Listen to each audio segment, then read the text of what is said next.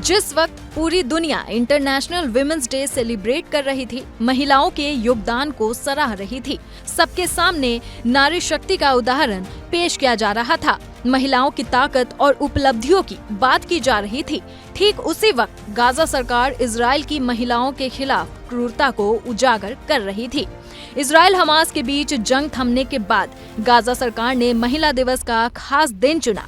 इसी दिन उसने गाजा में महिला अपराध के खिलाफ एक डाटा विश्व के सामने पेश किया, जिसके जरिए उसने बताया कि इजराइल हमास वॉर में इजराइल ने महिलाओं पर कितने जुल्म किए, कितनी महिलाओं की इसमें जान गई और कितनी लड़कियां हमेशा के लिए अपाहिज हो गई।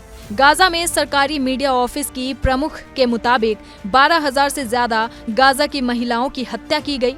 इजराइल के नरसंहार ने 2,000 महिलाओं और लड़कियों को दिव्यांग कर दिया। 162 महिलाएं संक्रामक रोगों का शिकार हो गई। इतना ही नहीं, अब भी दर्जनों को हिरासत केंद्रों में प्रताड़ित किया जा रहा है। अंतर्राष्ट्रीय महिला दिवस के मौके पर गाजा ने अंतर्राष्ट्रीय समुदाय को इजराइल की ओर से किए गए हर एक नरसंहार की याद दिलाई। ये भी बताया कि 15 महीने चली जंग में 13,000 से ज्यादा महिलाएं विधवा हो गई, जिसके बाद वो अपने परिवारों के लिए एकमात्र कमाने का जरिया है। इसके अलावा 17,000 माताएं अपने बच्चों को खोने के बाद शोक में डूबी है। यहाँ तक कि 50,000 गर्भवती महिलाओं को गर्भपात का सामना करना पड़ा। गाजा की सरकारी मीडिया ऑफिस के हवाले से अपराध डाटा रिपोर्ट में इस बात का भी जिक्र है कि इजराइल ने सिर्फ महिलाओं पर ही सितम नहीं ढाए, बल्कि उनके साथ साथ बच्चों को भी टॉर्चर किया। इस जंग में मासूमों को भारी कीमत चुकानी पड़ी। जंग में मरने वाले लोगों की संख्या 19 जनवरी तक 46,960 तक पहुंच गई थी।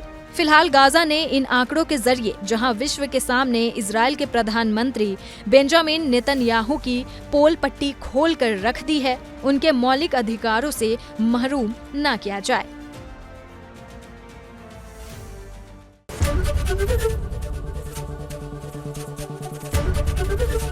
एबीपी गंगा, खबर आपकी, जुबान आपकी।